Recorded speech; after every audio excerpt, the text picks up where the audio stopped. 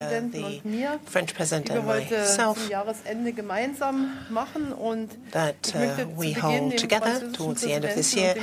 At the beginning of this press conference, I would like to express my deepest sympathy to the French President and to the whole of the French people because of the very severe car accident, bus accident close to the Spanish-French border. I was deeply moved to hear of the plight of the families, and I wish the speedy recovery to all who have been injured, and my deepest condolences to the relatives of those children who perished. This year, I must say, on taking stock now of the European Council, we have made quite significant progress on the basis of Bratislava and also the celebrations on the signing of the Treaties of Rome. We intended to improve our capacity to act, both as regards the way that the Union presents itself to the outside world, and also as regards what we do internally. I would like to thank Emmanuel Macron for the fact that right after he resumed office after the election, he established a very close relationship with us, one that is based on a spirit of collegiality and friendship. And indeed, solutions for Europe can be found most of the time when Germany and France stand together and when we forge a common position, not because we want to dominate others, but simply because if France and Germany cooperate, we make progress. We had one example yesterday for a deepened cooperation that we wish to bring forward. Yesterday, PESCO was introduced. It was an enormous step forward, which was prepared both by Germany and France, and we were able indeed to close something that I would consider a historical gap in our defense capacity. It shows that we have a willingness, a capacity to defend ourselves, to forge a common security policy, which was confirmed yet again by the NATO Secretary General. Also that this is not considered as a sort of counterpoint to NATO policy, but as a necessary complement. Also something that enables the European Union to act together and in unison in defense, on foreign policy, in development cooperation, and that plays a role on the second issue that we loomed large on our agenda yesterday, migration. We were in large agreement as regards our engagement in fighting illegal migration, trafficking, as regards also tackling the root causes of flight. We had this meeting in Paris just now. Partnership with the Sahel countries is something that was on the agenda then. We are not so in agreement as regards internal solidarity on the migration issue. What we cannot accept is that in most areas, if not in all areas, we show solidarity as partners in the EU, and then there are areas where solidarity is not shown. That is something that I find not acceptable. Now, we also discussed the future of EMU. The President of the European Central Bank pointed out yet again that the European Monetary Union and the member states are right now in a very favorable position. After years of crisis, we now are able to record growth.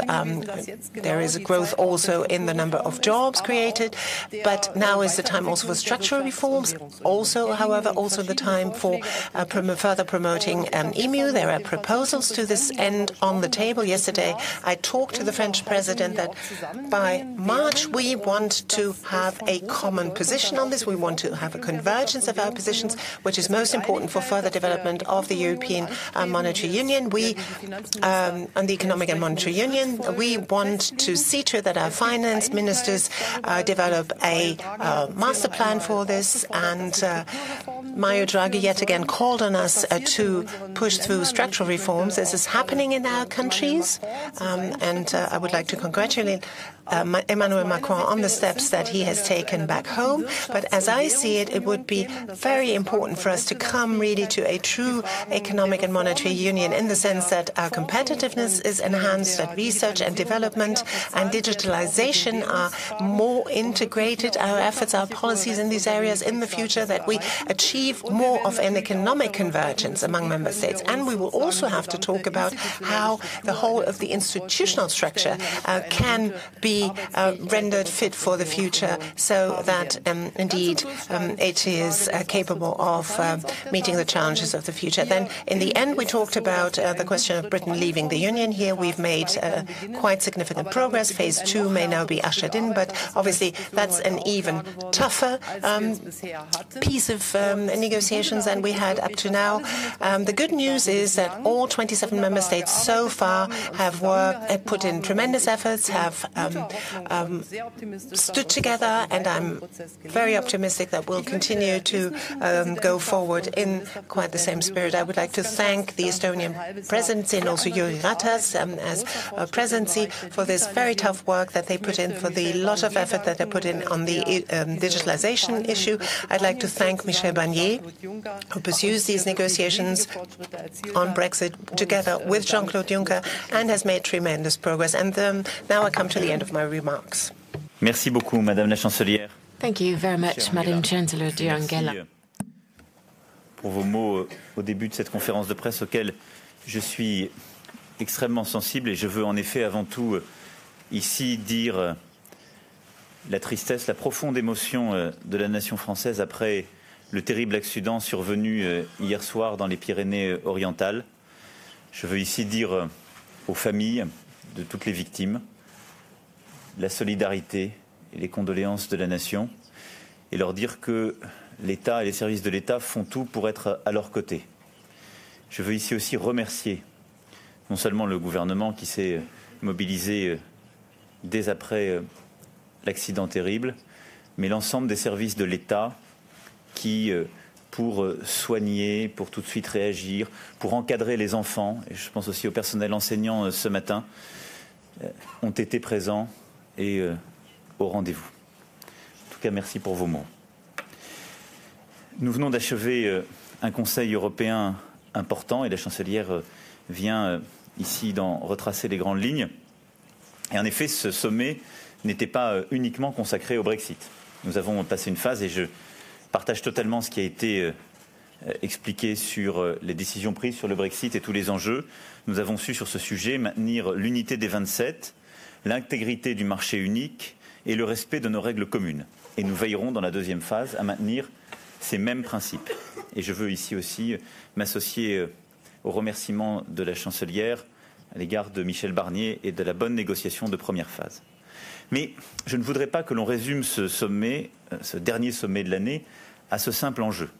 En 6 mois, en tant que président de la République, c'est le 5e sommet européen auquel je participe et c'est en soi un indice. Cela montre l'activité qui est la nôtre au niveau européen et l'intensité de ces réunions, alors même qu'il n'y a pas de crise à régler, mais bien parce que nous voulons préparer l'avenir. Et c'est ce qui d'ailleurs préside à l'amitié et la coordination entre la France et l'Allemagne. Et je veux vraiment remercier la chancelière pour la qualité du travail et des relations que nous avons sur tous ces sujets. Et comme ça a été dit, nous ne suffisons pas ensemble à régler tous les problèmes, mais quand nous ne savons pas les régler ensemble, il n'y a aucune chance qu'ils soient réglés par ailleurs. Et donc, l'amitié se marie en la matière au pragmatisme. Et précisément, cette intensité de réunion, c'est la preuve que rien n'est jamais gagné, rien n'est jamais acquis, mais que le climat de résignation se dissipe et qu'il y a bien un volontarisme commun que nous voulons ensemble promouvoir. Et ce volontarisme, il s'illustre parfaitement sur les sujets de défense qu'a rappelé la chancelière. Nous avons hier donc mis en route cette feuille de route ambitieuse à 25 États membres, la coopération structurée permanente. 17 projets concrets sont déjà lancés. Le Conseil s'est aussi entendu cette semaine, conformément à notre demande à tous deux, sur la première étape du Fonds européen de défense, qui permettra de financer dès 2019 des projets.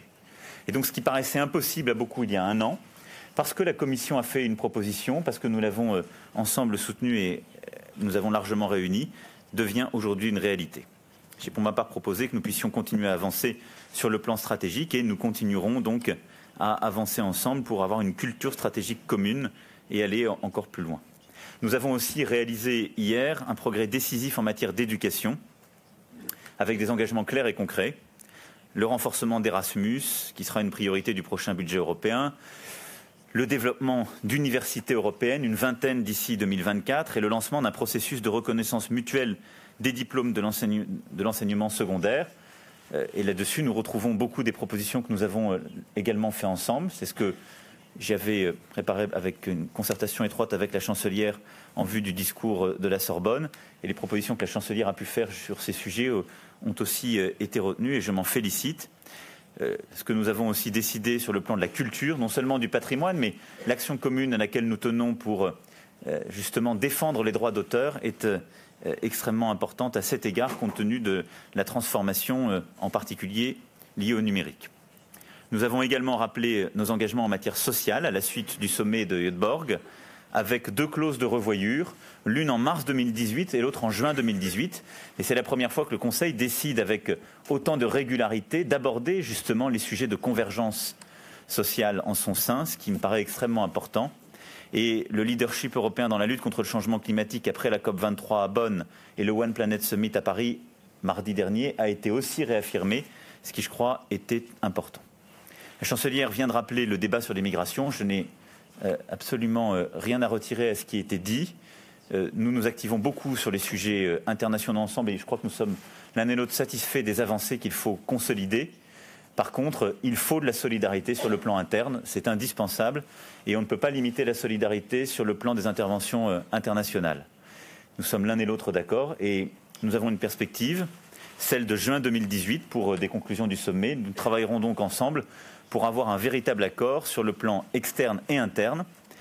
En particulier, il y a 7 textes en discussion qui doivent trouver leur aboutissement dans cette perspective. Sur la zone euro, la discussion a permis aujourd'hui de voir l'étendue justement du sujet, à la fois de court et de moyen terme.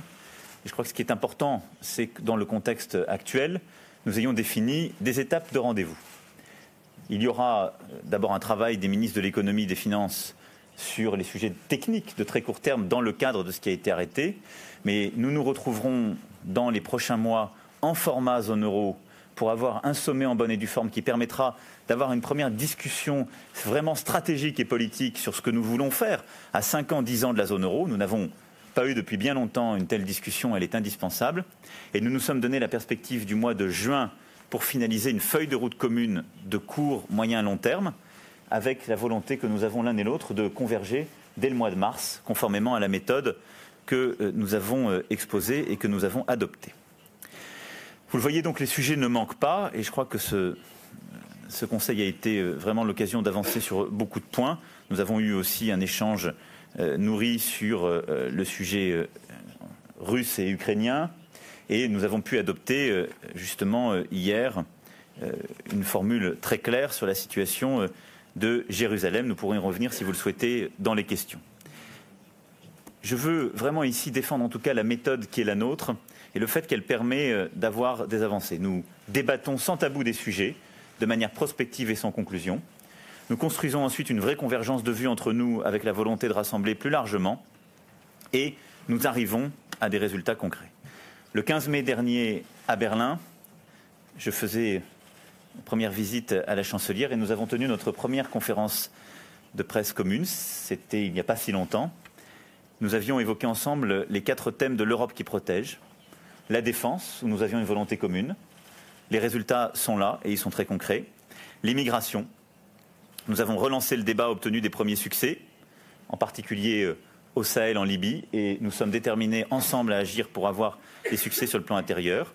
Le travail détaché, et depuis le dernier Conseil européen, un accord que certains disaient impossible a été trouvé, et il devrait être finalisé avec le Parlement européen dans les toutes prochaines semaines, qui change profondément la donne. La réforme de la politique commerciale, où nous avons mis en place un dispositif de contrôle des investissements stratégiques proposé par la Commission.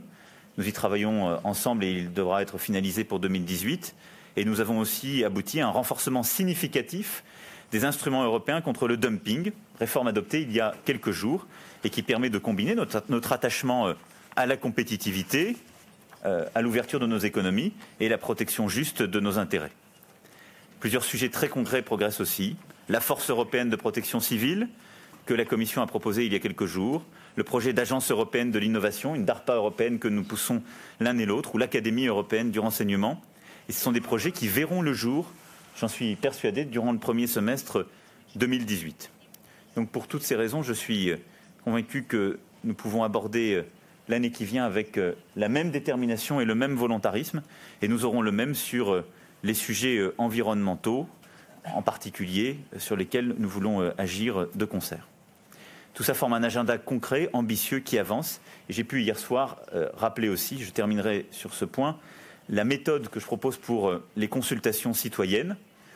Un document, un cahier des charges a été partagé avec l'ensemble des États membres et Donald Tusk rassemblera, je vous rassure, je n'allais pas faire un tel lapsus, ni ici ni ailleurs, mais Donald Tusk rassemblera les commentaires des uns et des autres pour pouvoir finaliser une méthode dans le premier trimestre de l'année prochaine et pouvoir avancer de concert sur cette démarche nouvelle et nécessaire avant l'été. Pour conclure, permettez-moi d'avoir un mot de remerciement justement pour Donald Tusk, pour Jean-Claude Juncker et pour le Premier ministre estonien Jüri Ratas, qui a conduit avec beaucoup de talent et d'engagement sa présidence, et souhaiter le même succès pour notre ami le Premier ministre bulgare Boyko Borisov, qui assurera la relève à partir du 1er janvier prochain. Merci beaucoup.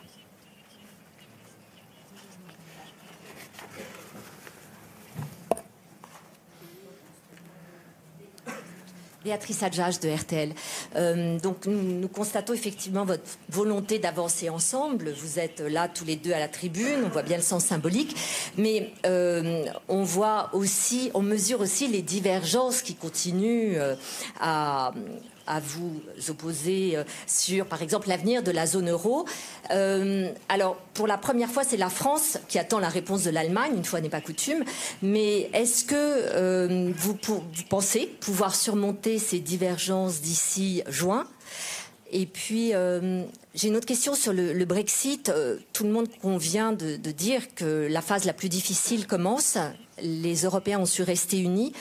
Est-ce que cela sera toujours possible à partir du moment où on va commencer à entrer dans la discussion secteur par secteur et avec en plus un Royaume-Uni qui rentre dans une phase d'incertitude encore plus grande depuis le vote aux communes? Je vous remercie. Je vais vous donner mes éléments de réponse sur ces deux points avant de laisser la parole à Angela. Sur le premier point, d'abord, il faut que chacun respecte ses échéances internes. La France a été un moment en période électorale où elle ne pouvait pas prendre certaines décisions. Il se trouve que l'Allemagne, qui a les contraintes qui vont avec son système politique, a eu ses élections et est en train de former un gouvernement. Et je veux dire ici combien le travail que mène la chancelière Angela Merkel depuis plusieurs semaines est essentiel, non seulement pour l'Allemagne, mais pour toute l'Union européenne et la zone euro. Parce que nous avons besoin d'une Allemagne forte, stable, pour pouvoir avancer. Donc, moi, je respecte profondément ce temps. Je souhaite vraiment que la chancelière réussisse ces négociations maintenant entamées avec le SPD. Je lui souhaite bon courage à cette fin et je suis absolument sûr qu'elle parviendra à trouver un bon accord. Mais donc, dans le moment où nous vivons, il est évident que la discussion d'aujourd'hui ne pouvait en aucun cas être conclusive. Parce que ça n'était pas prendre en compte le fait que la chancelière est en train de commencer un accord de coalition. Donc il faut respecter le temps de chacun. Nous avons pu échanger nos vues. Nous savons l'un et l'autre ce que nous pensons personnellement. Mais nous savons aussi que l'un et l'autre, nous devons prendre en compte la réalité politique de nos pays. Donc la chancelière l'a dit, notre objectif, c'est de pouvoir converger au mois de mars. Parce qu'à ce moment-là, une étape politique sera passée en Allemagne et nous aurons une capacité à construire ensemble beaucoup plus clairement sur ce sujet. Ensuite, est-ce que je pense que nous pouvons converger et avoir des solutions communes? Non seulement je le pense, mais je le veux. Parce que moi, je ne suis pas un théoricien de la zone euro, un commentateur. Je suis un des dirigeants, comme la chancelière, de la zone euro. Donc je ne suis pas là pour proposer des idées qui n'ont aucune vocation à advenir. J'ai dit clairement ce que la France souhaitait. Et je souhaite au maximum que nous puissions trouver des points de convergence, parce que c'est ce qui sera ensuite possible. Donc commence maintenant un travail extrêmement important, stratégique, politique au plus haut point, qui doit nous conduire à trouver justement les points sur lesquels nous sommes d'accord. Et moi je pense qu'on peut se mettre d'accord sur beaucoup de choses si on commence en les prenant par le bon angle. Nous avons trop tendance, au niveau européen, je l'ai redit tout à l'heure, à politiser des sujets techniques et à renvoyer aux techniciens les sujets politiques. Savoir ce que nous voulons faire de la zone euro et plus largement de l'Europe, quelles sont les politiques que nous voulons mettre ensemble, où on veut arriver à 10 ans, c'est une question qu'on doit trancher nous. C'est ça la discussion qu'on doit avoir au mois de mars. Et ensuite, il y a les sujets techniques qui en découlent. À ce moment-là, la question est de savoir s'il faut pour cela et à quel moment, selon quelles conditions. Et donc, moi, je suis sûr qu'on se mettra d'accord parce que ce sera une question de méthode, de critères de convergence, de conditions. Mais ce que je souhaite, c'est que l'année prochaine, au premier semestre, on arrive vraiment, avec cette rencontre du mois de mars qui sera très importante pour nous, à trouver des éléments de convergence sur ce sujet qui nous permettent de décider ensemble et de faire avancer la zone euro à court terme en lui donnant des perspectives de moyen long terme.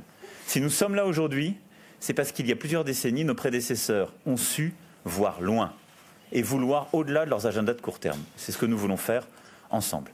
Pour le Brexit, nous avons passé une étape qui n'était pas gagnée. Elle était importante et nous nous en félicitons. Et nous avons réaffirmé notre volonté de poursuivre selon la même méthodologie. Nous n'aurons pas d'agenda séparé de discussion bilatérale avec la Grande-Bretagne.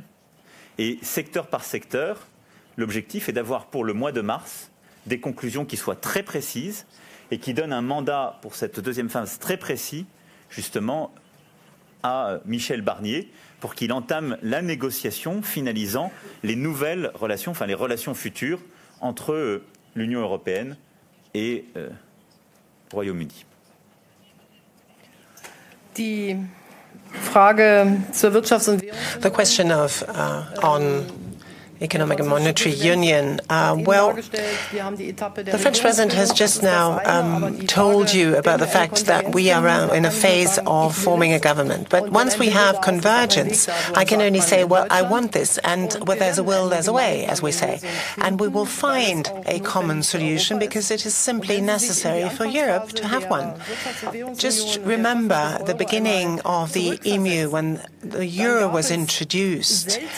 There were very, very rarely common positions on how to get to a certain position. But when we discussed this, when we debated this, in the end we found a solution. The Stability and Growth Pact, the ECB and the statutes of it was always sort of the Germans and the French grappling with how they wanted it to look like. And in the end we came to a positive conclusion. The will is there, and that's what's crucial, also in the present position. And let me tell you, this is not about how to clearly define every last detail, but how to know what sort of structure we want to put in place. Jean-Claude Juncker has tabled proposals. Emmanuel Macron has elaborated this in his Sorbonne speech. I think as we have these proposals, something good will come out of it. In March, we will have made headway on this, and we will then be able for the next Council to present results. Now, on Britain leaving the Union, the most difficult phase,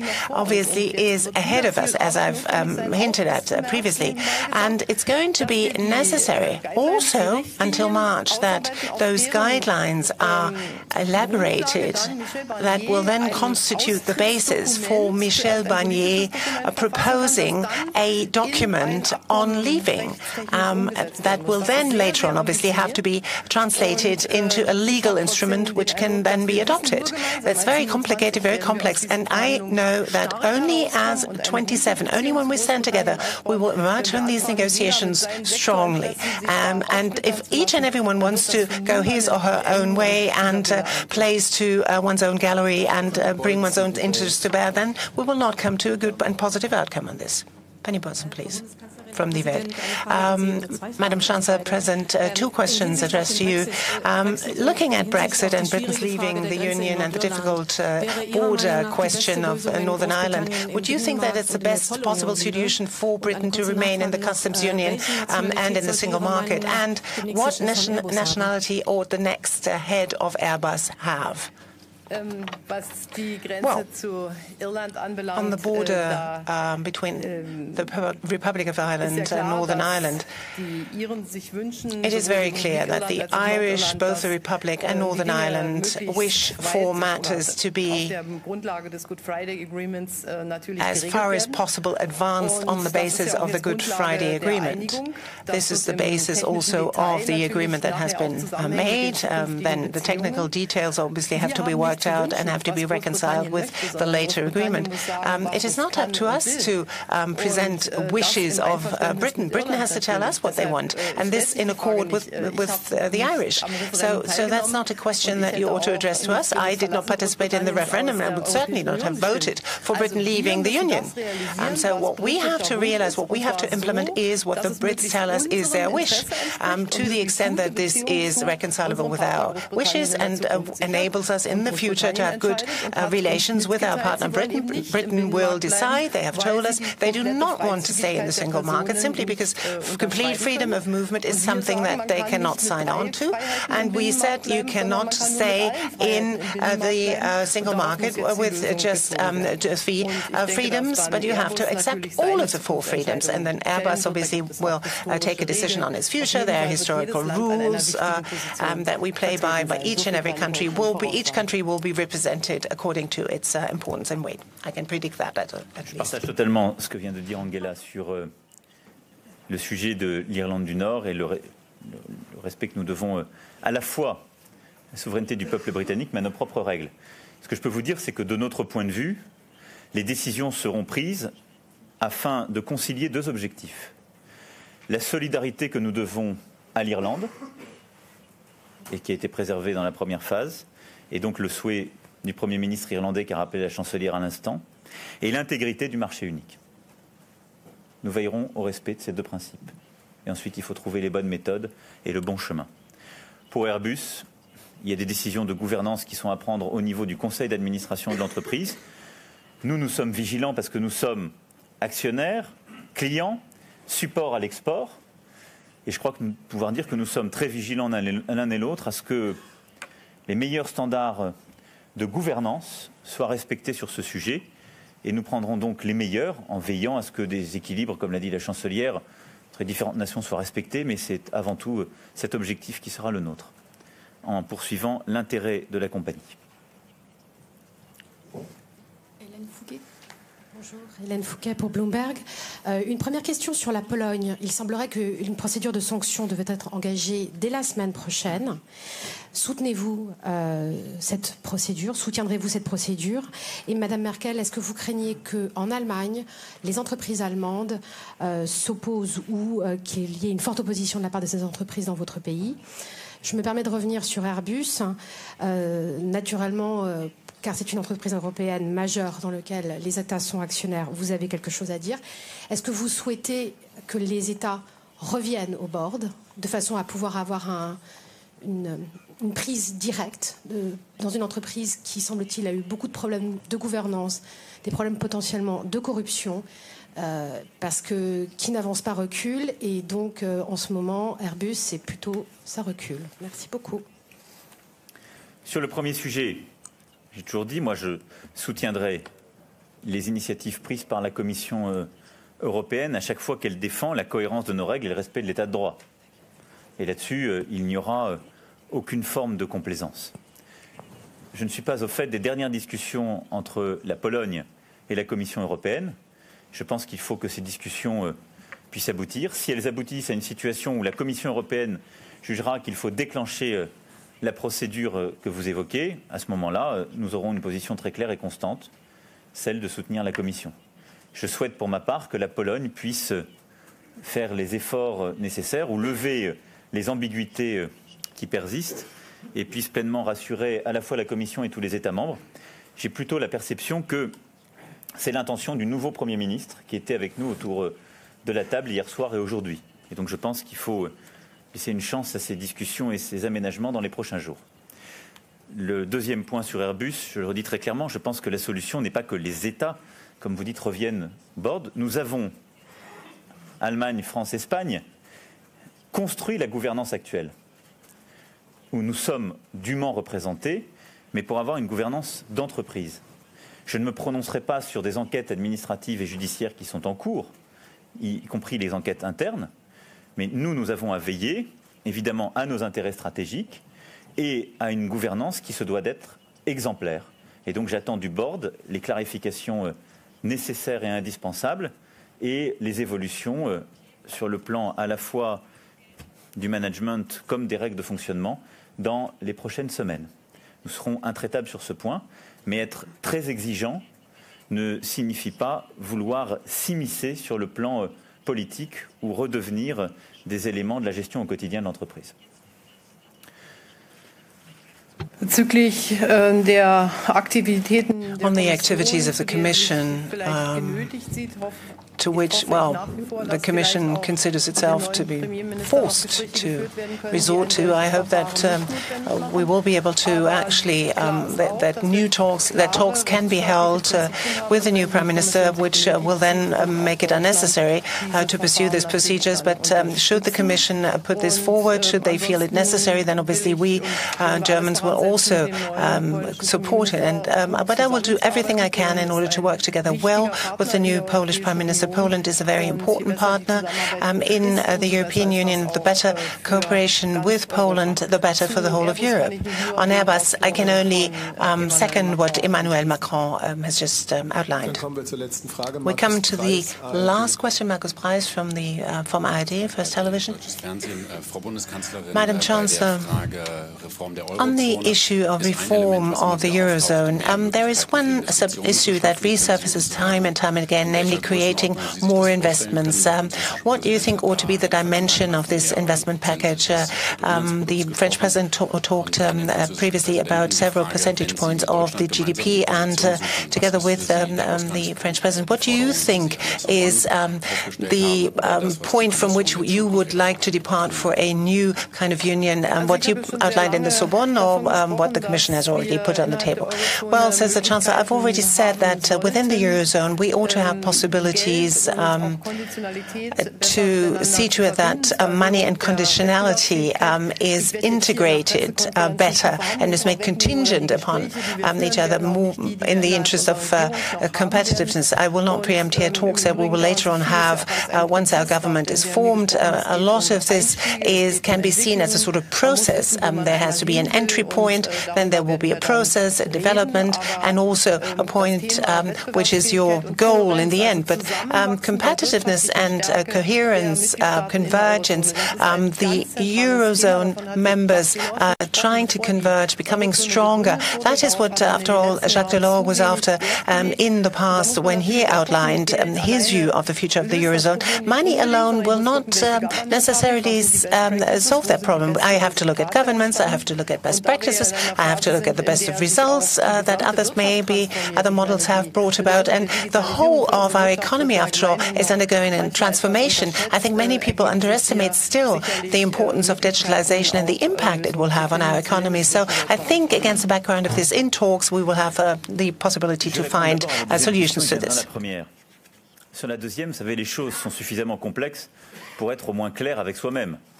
Si j'ai exprimé quelles étaient mes positions, c'est bien parce que ce sont les miennes.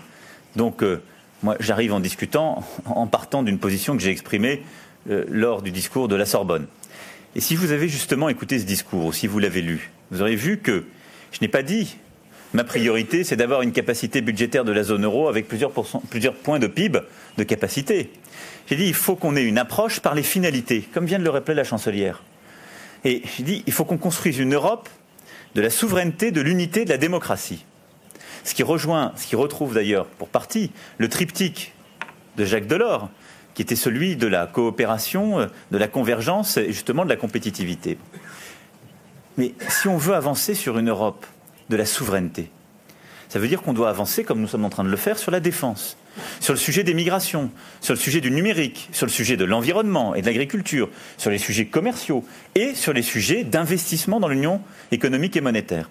Sur chacun de ces sujets, si nous avons une ambition, ce sont à la fois des réformes pour créer plus de convergence, mettre parfois des politiques en commun, mais aussi pour financer des politiques communes.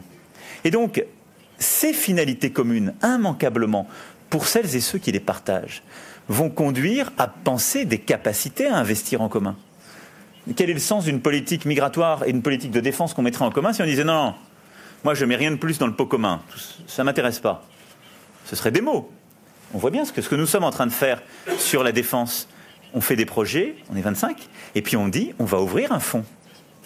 Donc une forme de capacité budgétaire. Donc il faut plutôt que de le penser et se crisper sur la nature de l'instrument, sa gouvernance, sa taille, Sa taille, elle viendra avec notre ambition et notre capacité à avoir une vision commune. Si, sur les 6 points que j'ai évoqués, nous n'avons pas de vision commune, il n'y aura pas de nature à avoir quelque budget que ce soit, ou de la zone euro, ou d'une avant-garde européenne, ou d'un budget un peu plus établi. Si, par contre, nous avons une ambition commune sur ces 6 points de souveraineté, alors oui, on va, à chaque fois, vous voyez, créer des fonds, des politiques de financement. Regardez, de fait, c'est ce que nous sommes en train de faire. On crée ce fonds fiduciaire pour la Libye, on met de l'argent en plus. On crée un fonds européen pour la défense, on met un peu d'argent en plus. Vous allez voir vous êtes en train de voir se dévoiler sous vos yeux ce qui va s'appeler une capacité budgétaire. Quand nous aurons une vision claire de l'ambition où nous voulons aller, nous pourrons en définir la juste taille et les justes mécanismes de gouvernance. C'est comme ça que je prends le sujet. Je ne le prends pas par le petit bout de la lorgnette, c'est-à-dire par le sujet technique, la taille, etc. Parler d'un instrument avant de savoir ce qu'on veut en faire, c'est la meilleure façon de ne jamais construire un instrument. Je préfère qu'on se dise jusqu'où on veut aller. Et moi, j'ai le sentiment qu'avec la chancelière, on a une idée assez claire de là où on veut aller, de nos ambitions communes. C'est ce qui me rend optimiste. Okay, danke schön. Merci à vous. Bonne fête de fin d'année. Ein frohes Weihnachtsfest. So, und West. Bitte schön. Nein.